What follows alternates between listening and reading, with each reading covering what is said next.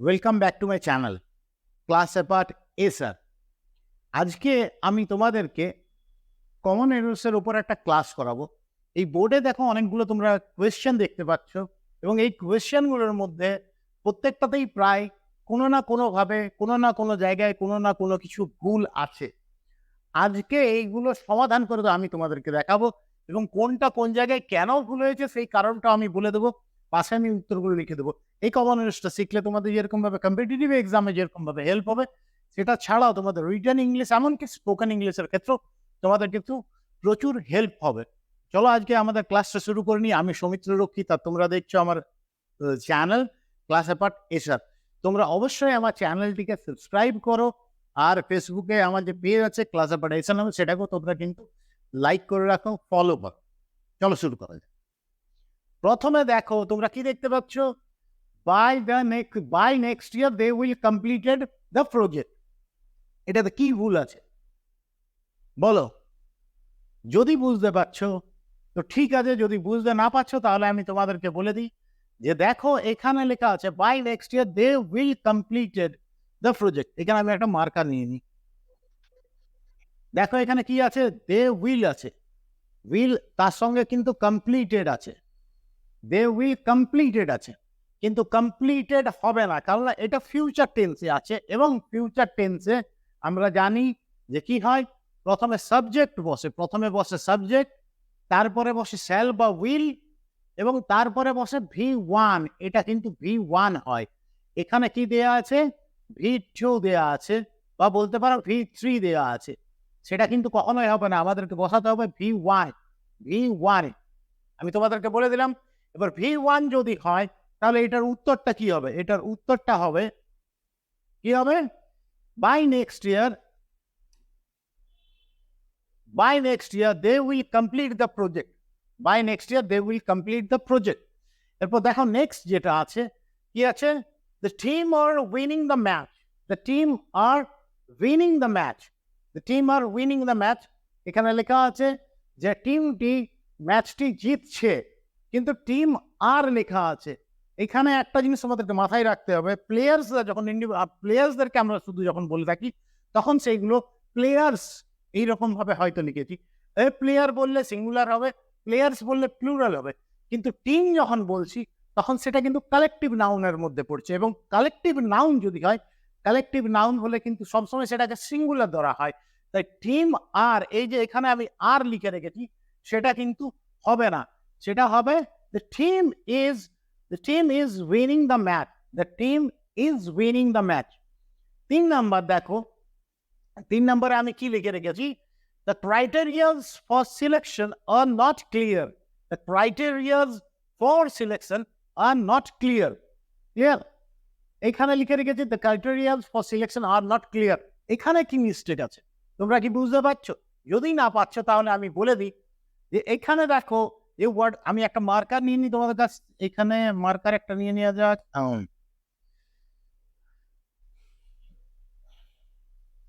এখানে দেখো এখানে ক্রাইটেরিয়াস লেখা আছে।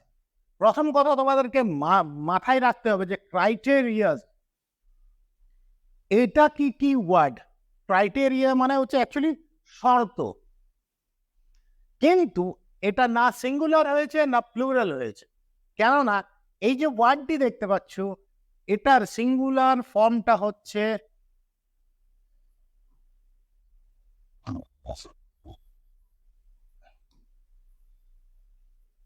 এটা হলো সিঙ্গুলার, CRITERION, ক্রাইটেরিয়ান। এটা হচ্ছে সিঙ্গুলার, এটা হলো সিঙ্গুলার এবং এটার প্লুরাল হচ্ছে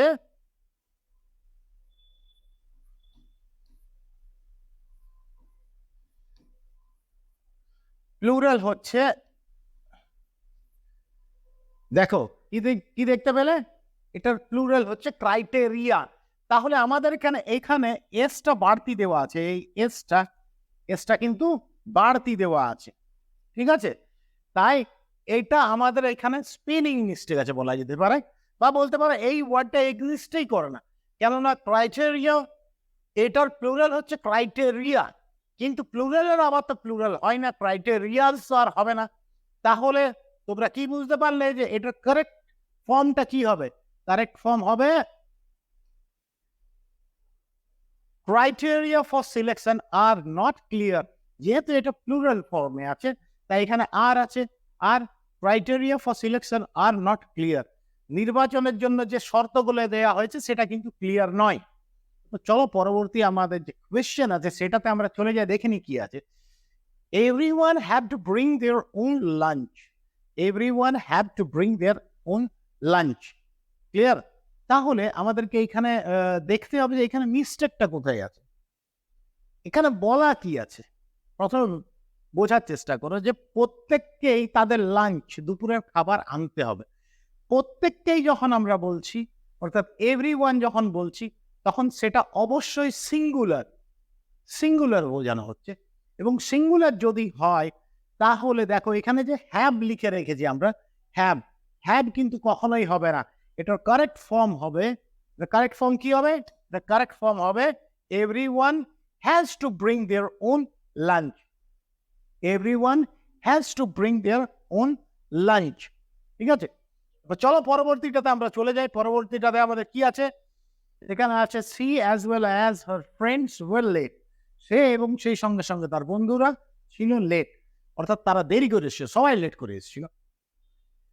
এরপর এমনিতে দেখলে কি মনে হচ্ছে যে একাধিক নাউন বা প্রোনাউনের কথা বলা আছে, নাউন আছে, প্রোনাউন আছে, সি আছে, ফ্রেন্ডস আছে, তাহলে অনেকজনকে বলা হচ্ছে, তাহলে ডেফিনেটলি এখানে প্লুরাল হওয়া উচিত। কিন্তু কেসটা হচ্ছে যে এখানে প্লুরাল কিন্তু হবে না, এখানে যে ওয়্যার ব্যবহার করা হয়েছে, যেহেতু প্লুরাল অনেকজনকে সংখ্যাতে দেখানো হয়েছে তাই এখানে ওয়্যার ব্যবহার করা হয়েছে।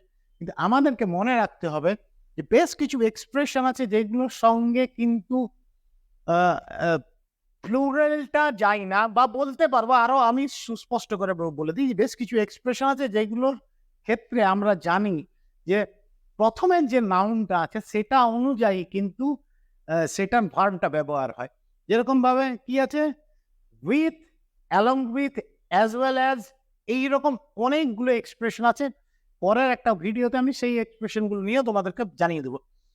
As well as, with, along with, এরকম প্রচুর এক্সপ্রেশন আছে যেগুলোর ক্ষেত্রে পরের নাউনটার দ্বারা ভার্ব কিন্তু ডিসাইডেড হয় না, সেটা হয় সামনে যে নাউন বা প্রোনাউনটা আছে তার দ্বারা কিন্তু ভার্বটা ডিসাইড হয়।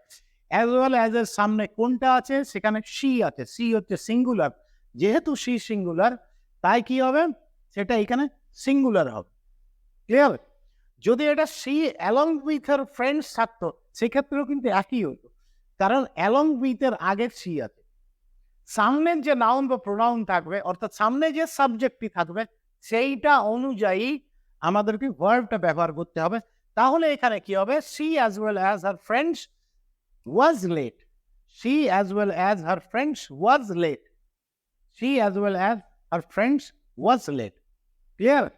এটাকে তোমাকে সিঙ্গুলার ফর্মে কিন্তু করতে হবে। চলো এরপর আমরা নেক্সট আরো কোয়েশ্চেন দেখে নি কি আছে সেখানে। দেখো এখানে আরো কয়েকটি কোয়েশ্চেন তোমাদের সামনে কিন্তু চলে এসছে, এবং তোমরা এইটা তো তোমরা বেশ কয়েকটা মিস্টেক দেখতে পারো, প্রত্যেকটা সেন্টেন্সে কোথাও না কোথাও কিন্তু মিস্টেক আছে।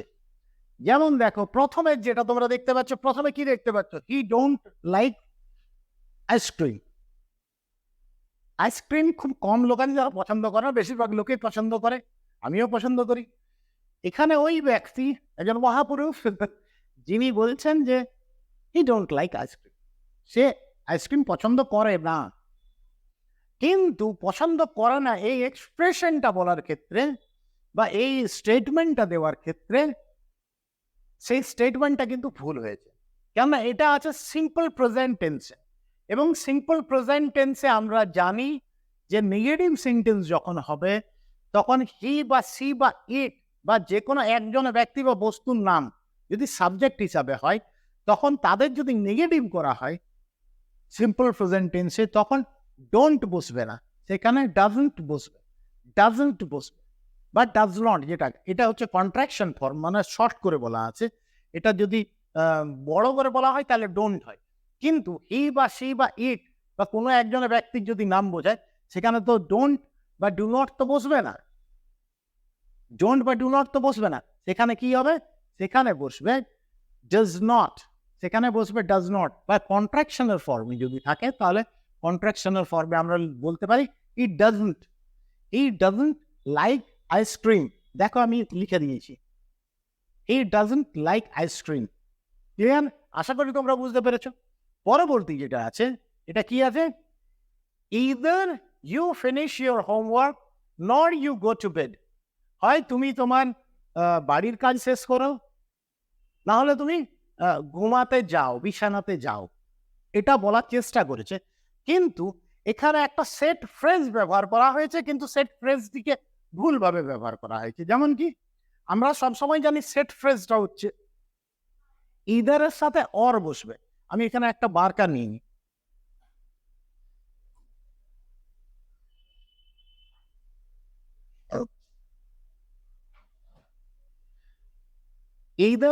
ইদারের সাথে অর বসে, কিন্তু এখানে কি লেখা আছে, এখানে লেখা আছে নর। তাই আমাদেরকে এই সেট ফ্রেজটা আমরা কি বললাম, ইদারের সাথে সবসময় অর বসে, ইদার অর। বা আরেকটা সেট ফ্রেজ আছে, সেটা হচ্ছে নিদার নর, নিদার নর। অর্থাৎ তুমি ইদার যদি ব্যবহার করেন তাহলে তার সাথে অরই ব্যবহার করতে পারবে, বা নিদার যদি ব্যবহার করেন তার সাথে নরই ব্যবহার করতে পারবে। ইদারের সঙ্গে নর আর নিদারের সঙ্গে অর তুমি কখনোই ব্যবহার করতে পারবে না। সেট ফ্রেজটা গন্ডগোল হয়ে যায়, সেট ফ্রেজ চেঞ্জ করা যায় না। তাহলে আমাদের এখানে কারেক্ট ফর্মটা কি হবে, either you finish your homework or you go to bed. Either you finish your homework or you go to bed. Either you finish your homework or you go to bed. Clear? আশা করি বুঝতে পেরেছো। পরবর্তীটা দেখো কি আছে, each of them are responsible for the mess. এই যে গন্ডগোলটা হয়েছে, এই যে গোলঘাটটা হয়ে গেছে, এই যে গন্ডগোল, এই যে মেসটা তৈরি হয়েছে, মানে গন্ডগোল হয়ে গেছে, সেটার জন্য তোমাদের মধ্যে তাদের মধ্যে প্রত্যেকেই দায়ী, তাদের মধ্যে প্রত্যেকে। এবার তাদেরকে বলা হচ্ছে না, অর্থাৎ তাদেরকে বলা হচ্ছে কিন্তু তাদেরকে একসঙ্গে বলা হচ্ছে না, তাদের মধ্যে প্রত্যেককেই এক একজন করে বলা হচ্ছে, এক একজন করে। এটা মনে রাখবে, ইচ অফ যখনই এক্সপ্রেশন পাবে তারপরে যে নাউন বা প্রোনাউনটি থাকবে সেটা সবসময় প্লুরাল হতে হবে। তো দেম হচ্ছে একটা প্লুরাল, ইচ অফ দেম। এত দূর অব্দি ঠিক আছে। এটা আর একটা মার্কার নিয়ে নি। সবসময় মনে রাখবে, ইচ অফ যদি থাকে তারপরে যে নাউন বা প্রোনাউনটি থাকবে এটা সবসময় প্লুরাল হতে হবে, এটা প্লুরাল হতেই হবে। এই যে অংশটা দেখতে পাচ্ছ, এটা প্লুরাল হতেই হবে। কিন্তু সবসময় আরেকটা জিনিস মনে রাখবে, ইচ অফের পরে তো প্লুরাল করবো, কিন্তু এই যে ভার্বটা আছে, এই যে ভার্বটা এটা কিন্তু সবসময় সিঙ্গুলার হবে, কারণ প্লুরালের মধ্য থেকে সবাইকে সিঙ্গুলার হিসাবে দেখানো হচ্ছে। তাদের মধ্যে প্রত্যেকেই মানে কি, তাদের মধ্যে সবাইকে এক একজন করে বোঝানো হচ্ছে, তাই এটা সবসময় সিঙ্গুলার হবে। তাহলে একটা জিনিস এখানে কি বুঝতে পারলে, ইচ অফ থাকলেই তারপরে যে নাউন বা প্রোনাউনটা থাকবে সেটা সবসময় প্লুরাল হবে, কিন্তু ভার্বটা যেটা থাকবে সেটা সবসময় কিন্তু সিঙ্গুলার করতে হবে। এখানে কি করা আছে, আর করা আছে, আরটা কিন্তু ঠিক হচ্ছে না। তাহলে আমাদেরকে কি করতে হবে, each of them is responsible for the mess, each of them is responsible for the mess, each of them is responsible for the mess, each of them is responsible for the mess. Clear? পরেরটা দেখো কি আছে, neither of the solutions are perfect.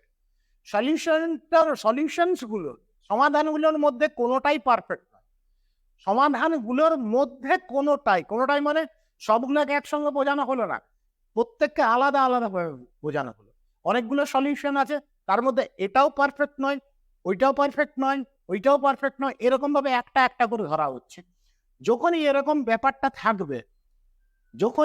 ব্যাপারটা থাকবে এইরকম যে একাধিক কোনো কিছুকে বলা হচ্ছে নিদার অফ দ্য সলিউশন, এটা তো অবশ্যই প্লুরাল হবে, সেটা তো ঠিক আছে মানছি, কিন্তু এই যে ভার্বটা এটা কিন্তু সিঙ্গুলার হবে, কারণ কোনোটাই বলতে সবসময় ইন্ডিভিজুয়ালি একটা একটা করে বোঝানো হচ্ছে।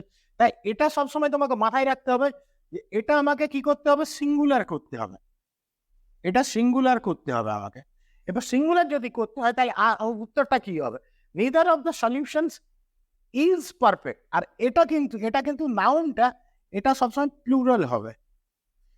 neither of the solutions এর মধ্যে কোনোটাই, তাহলে কি একটা অংশতে তোমাকে তো বহুবচন দেখাতেই হবে, অনেকগুলো আছে তাদের মধ্যে কোনোটাই, একটার মধ্যে তো কোনোটাই হতে পারে না। আমরা তো এরকম বলি না যে একটার মধ্যে কোনোটাই পারফেক্ট নয়, এরকম তো বলি না আমরা। আমাদেরকে বলতে হবে কি অনেকগুলো আছে তাদের মধ্যে কোনোটাই পারফেক্ট নয়, তার মানে অনেকগুলো যখনই বলছি তাহলে বহু বোঝানো হচ্ছে, তাই পরের নাউনটা সবসময় প্লুরাল হবে।